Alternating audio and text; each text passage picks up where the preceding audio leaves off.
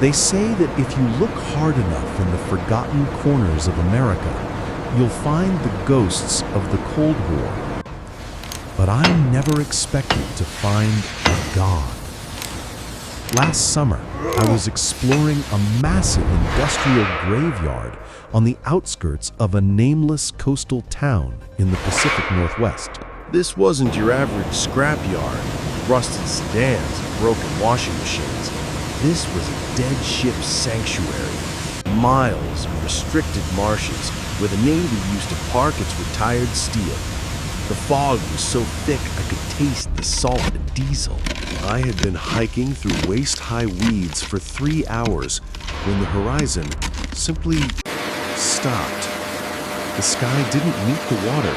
It met a wall of rusted vertical steel that stretched so high into the mist I couldn't see the top.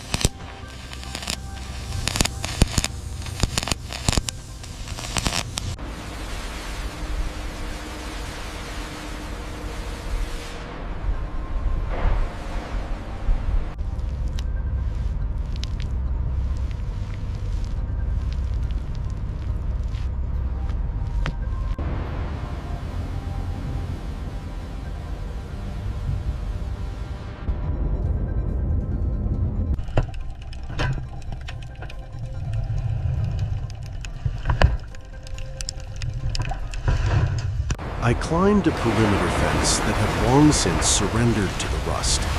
As I got closer, the scale of the thing began to crush my brain. I wasn't looking at a ship.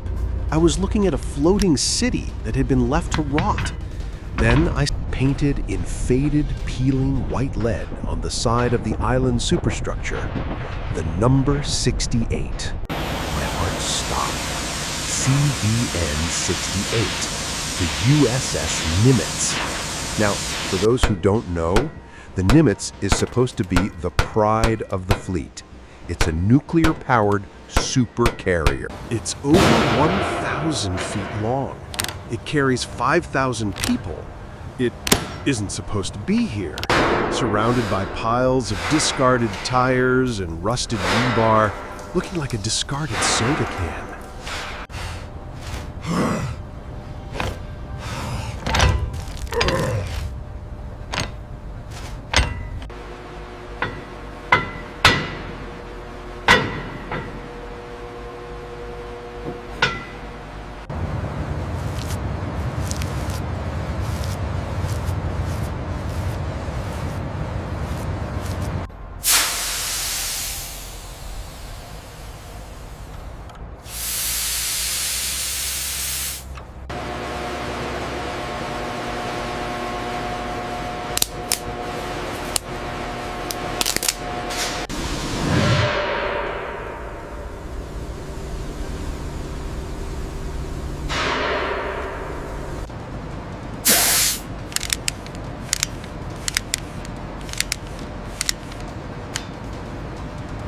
The hull was covered in weeping rust, long orange streaks that looked like the ship was bleeding into the mud. The flight deck, once home to the most advanced fighter jets on Earth, was now a cracked desert of asphalt and moss.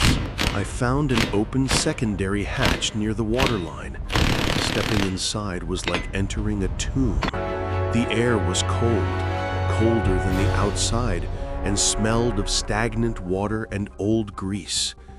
I turned on my flashlight. The beam cut through the darkness, revealing corridors that seemed to go on for miles. I walked past the galley, where massive stainless steel pillars sat silent. I found the Vulture's Row, the observation gallery overlooking the deck.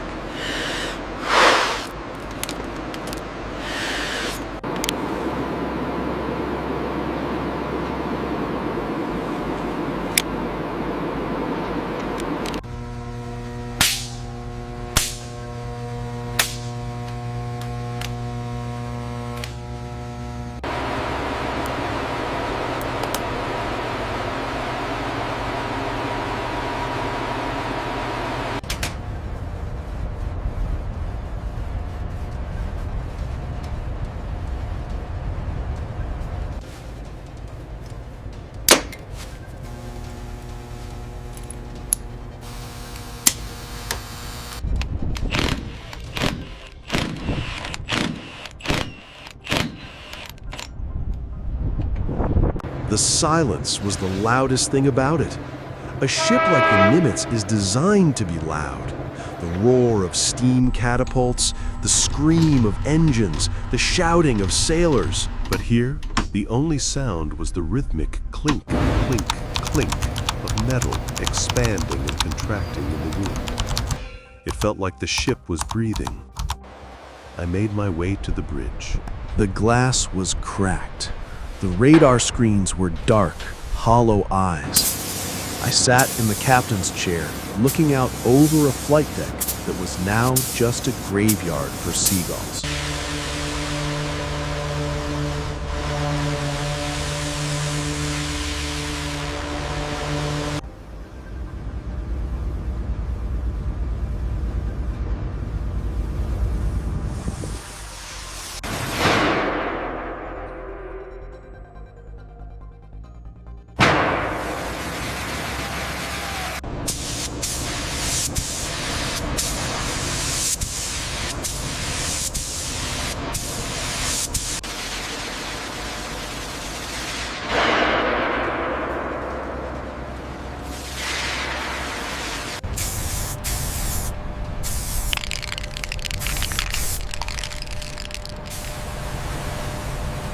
As I sat there, I realized something terrifying.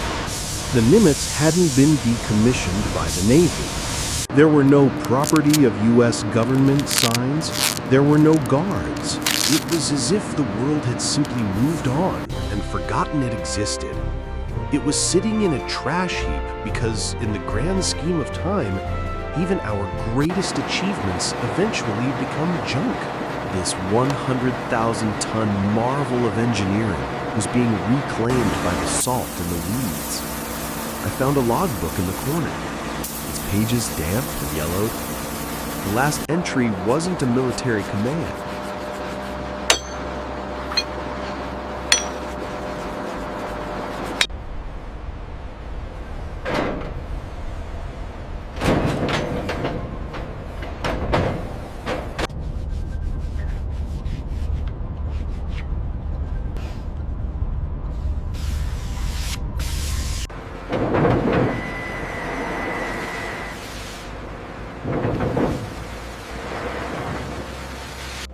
The new carpets really tie the room together, don't they? Yeah, the shipyard did a great job with the refit. It was a handwritten note from a sailor, dated years ago, that simply said, "We left the lights on, but nobody came back." I left before the sun went down. As I hiked back toward the main road, I turned around one last time. The fog had rolled back in, swallowing the massive silhouette of the hull. Finding the Nimitz in a junkyard taught me one thing: nothing is permanent. Not power, not steel, not even legends. We spend billions of dollars building these giants to project strength across the oceans. But in the end, the rust always wins. The next time you pass a scrapyard, don't just look at the old cars. Look deeper. You might just find a giant sleeping in the weeds.